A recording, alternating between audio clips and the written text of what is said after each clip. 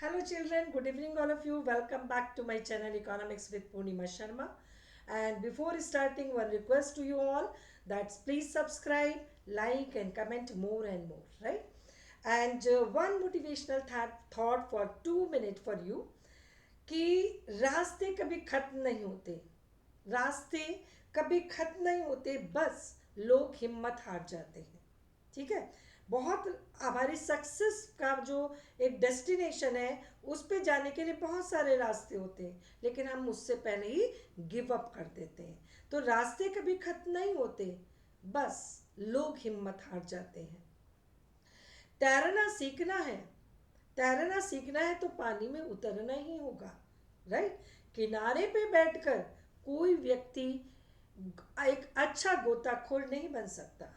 अगर आप सोचे किनारे पे बैठ के हम अच्छे स्विमर बन जाए, ठीक है, वो पॉसिबल नहीं है। अच्छा स्विमर बनना है तो आपको पानी में उतरना ही होगा।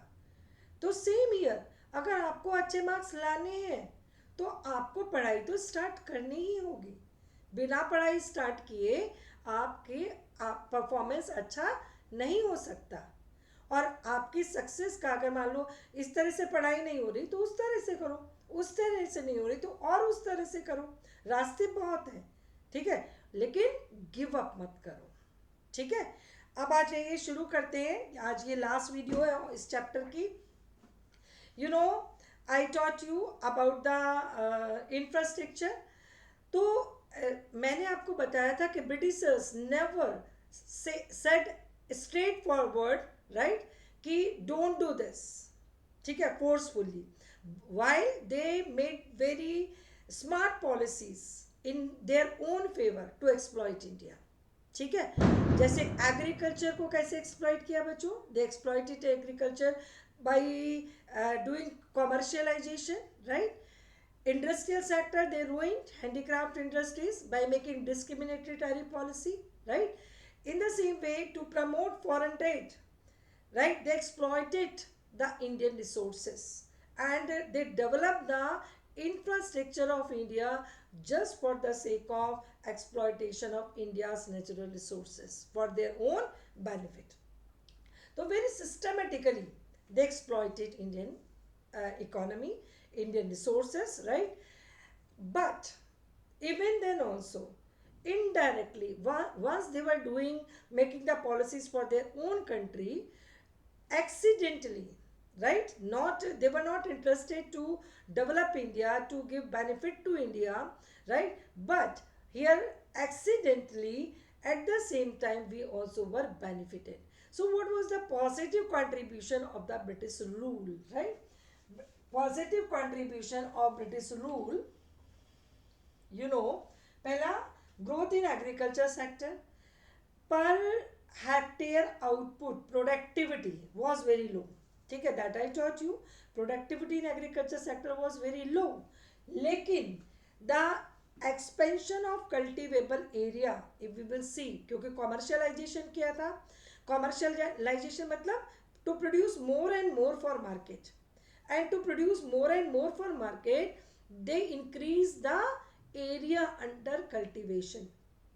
तो अगर हम एरिया अंडर कल्टीवेशन की बात करें तो वो क्या हुआ था, एक्सपेंड हुआ था during British rule. And from that point of view we can say growth in agriculture sector. ठीक है, नेक्स्ट है आपका better means of transportation. Already I taught you, transport किसने दिया था, ये रेलवे किसने कंट्रीब्यूट किया था, ये ब्रिटिशर्स ने किया था, एविगेशन में काम किया था। तो we got the better means of transport to move to one place to another far of area within less time, right. Next, check on famine. अभी एक पॉइंट पढ़ाया था, because of lack of all weathered road, road में आपको infrastructure में ये point पढ़ाया था कि because of the means availability of all weathered road, some area face the problem of famine। लेकिन कुछ एरिया में तो रोड डेवलप की थी ना उन्होंने, काहे के लिए किया था, to collect the raw material from the interior areas so that it can be transported to railway, right. उस एरिया में जहाँ पे रोड डेवलप हुई थी उस एरिया में फेमाइन को कंट्रोल करने में हेल्प मिली थी, क्योंकि ऑल वेदर रोड से वो एरियाज कनेक्टेड थे और फेमाइन मतलब कम प्रोडक्शन होने पे वहाँ पर फूड ग्रेन सप्लाई करना इजी हो गया था। तो उन एरियाज में क्या हुआ था, फेमाइन को हमने थोड़ा कंट्रोल किया था। तो this is check on famine because of the all weathered road constructed by Britishers. और अभी भी आप बच्चों देख लो, कुछ रोड्स जो कि ब्रिटिशर्स ने बनवाई हैं, दे आर टू गुड, क्योंकि वो जो काम करते थे, बिल्डिंग्स जो यहाँ पे कंस्ट्रक्शन जो कराया, it is too strong, right. और जो अभी रोड्स बनती है आप देख लेते हो, आज बनी 5 साल बाद वो टूटना शुरू हो जाती है। तो यहाँ पे रोड का कंस्ट्रक्शन जो ब्रिटिशर्स ने कराया था, उसके कारण क्या हुआ था, फेमाइन पर चेक लगा था, राइट। नेक्स्ट है शिफ्ट ऑन मॉनेटरी सिस्टम। पहले बार्टर सिस्टम था, बार्टर सिस्टम से हम यूनिफाइड करेंसी सिस्टम पर आए बिकॉज ऑफ ब्रिटिशर्स। क्योंकि पहले यूनिफाइड करेंसी सिस्टम यानी कि एक टाइप की currency in circulation all over the country. इससे पहले हमारा कंट्री क्या था, डिवाइडेड था छोटे छोटे किंगडम्स में, और हर किंग अपनी किंगडम के लिए करेंसी खुद डिसाइड करता था। और उस समय पे हमें exchange rate with in the country decide करने में प्रॉब्लम होती थी, और that was the main hurdle for the growth of trade with in the country, right. और यूनिफाइड करेंसी सिस्टम जो आया वो कौन किसने इंट्रोड्यूस किया था, ब्रिटिशर्स ने। तो हम बार्टर सिस्टम से अगर कहें शुरू से लें, तो बार्टर सिस्टम से unified currency system monetary system पे ब्रिटिशर्स ने हमारे को सिस्टम को कन्वर्ट किया था। नेक्स्ट है इफेक्टिव एडमिनिस्ट्रेटिव सेटअप। अब इफेक्टिव एडमिनिस्ट्रेटिव सेटअप की बात करें तो आप अपने घर में अगर बड़े लोगों से बात करोगे तो वो यही कहेंगे, शासन तो ब्रिटिशर्स का था। They were to their administration was too effective कि जो लोग गलत काम करना चाहते थे उनकी हिम्मत नहीं होती थी। और हमारे जो ग्रैंड पेरेंट थे बच्चों, वो बताते थे कि ताला वाला हमें लॉक लगाने की ज़रूरत ही नहीं होती थी, ठीक है। हम तो अगर थोड़ी देर के लिए जाना है कहीं भी तो हम बिना लॉक लगाए ही जा सकते थे।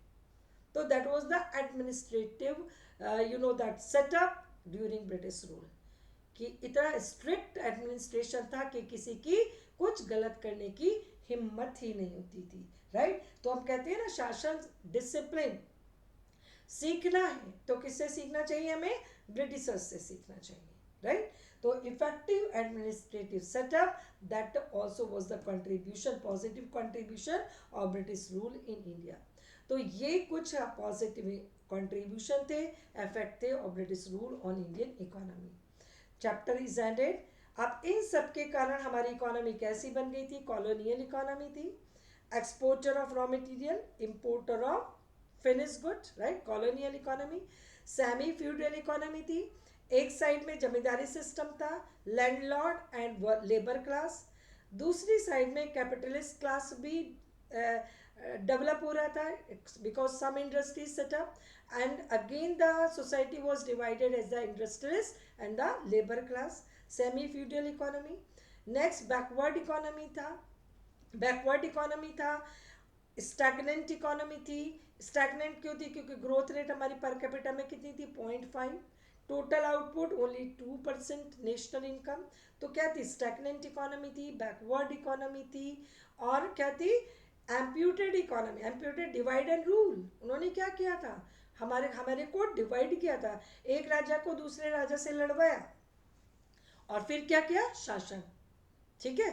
हम लोगों को आपस में फूट डाल के उन्होंने क्या किया, हम पे राज किया था, डिवाइडेड रूल पॉलिसी।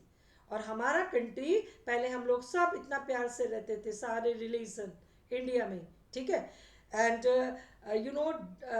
मतलब यहाँ पे अनेकता में एकता, यानी कि unity in diversity, that was the main characteristics of India, right.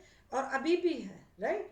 लेकिन इन्होंने जो बीच में फूट डलवाई वो किन्होंने डलवाया, ब्रिटिशर्स ने, राइट। जो डिवाइडेड कैसी इकोनॉमी थी, एम्प्यूटेड इकोनॉमी थी, डिप्लीटेड इकोनॉमी थी। डिप्लीटेड क्यों थी, क्योंकि सेकेंड वर्ल्ड वॉर में बच्चों, ठीक है, हमने पार्टिसिपेट किया, क्योंकि हमें पार्टिसिपेट करने के लिए फोर्स किसने किया था, ब्रिटिशर्स ने किया था। उन्होंने इसी कंडीशन पे कि आपको हमारे साथ पार्टिसिपेट करना पड़ेगा, उसी कंडीशन पे हमको इंडिपेंडेंस मिली थी। तो सेकेंड वर्ल्ड वॉर के टाइम पे बच्चों हमारी इंडस्ट्रीज का ओवर यूटिलाइजेशन हुआ था, मशीन्स का ओवर यूटिलाइजेशन हुआ था, जिसके कारण क्या हुई थी, हमारी मशीन बेकार हो गई थी, डिप्लीटेड हो गई थी, राइट। और वो वर्किंग मोड में नहीं रही थी, मशीन सारी बेकार हो चुकी थी because of over utilisation of machinery, or because of these machines which were not in the working condition, right, the industries were hollow, खाली थी, उसमें मशीन खड़ी थी लेकिन वर्किंग नहीं थी, और ब्रिटिशर्स ने उनको रिप्लेस करने का कोई अरेंजमेंट नहीं किया था, वो ऐसे छोड़ के और चले गए थे। तो जब इंडिपेंडेंस हुआ तो हमारे पास इंडस्ट्रीज थी लेकिन without machine, work in working mode, तो कैसी इकोनॉमी थी, डिप्लीटेड इकोनॉमी, ठीक है। तो जो हमारी सोने की चिड़िया इकोनॉमी थी इंडिया, वो काय में कन्वर्ट हो गया था, कॉलोनियल इकोनॉमी में, बैकवर्ड इकोनॉमी में, स्टेगनेंट इकोनॉमी में, एम्प्यूटेड इकोनॉमी में, और डिप्लीटेड इकोनॉमी हो गई थी हमारी इंडिया। उसके बाद 50 से 90 यानी कि हम लोगों ने अपनी कंट्री को ग्रो करने की सोची, ठीक है, प्लानिंग बनाई, वो आपका सेकेंड चैप्टर है। Tomorrow I will start 50 till 90. Any confusion if you have in this chapter, you are free to share in the comment box. I will take care of your doubt in the coming videos if you are facing any kind of problem. लेकिन Indian economy को एक story की तरह समझो, उसमें पास में जाके पहले समझने के लिए, फिर क्वेश्चन आंसर्स, जो बैक क्वेश्चन आंसर्स हैं आपके एनसीईआरटी के हॉट्स, वो सारे प्रैक्टिस करो, you will get good marks in Indian economic development too. इसमें भी फुल मार्क्स आते हैं अगर टू द पॉइंट आंसर लिखा जाए, right. God bless you all and be good human being and good citizen.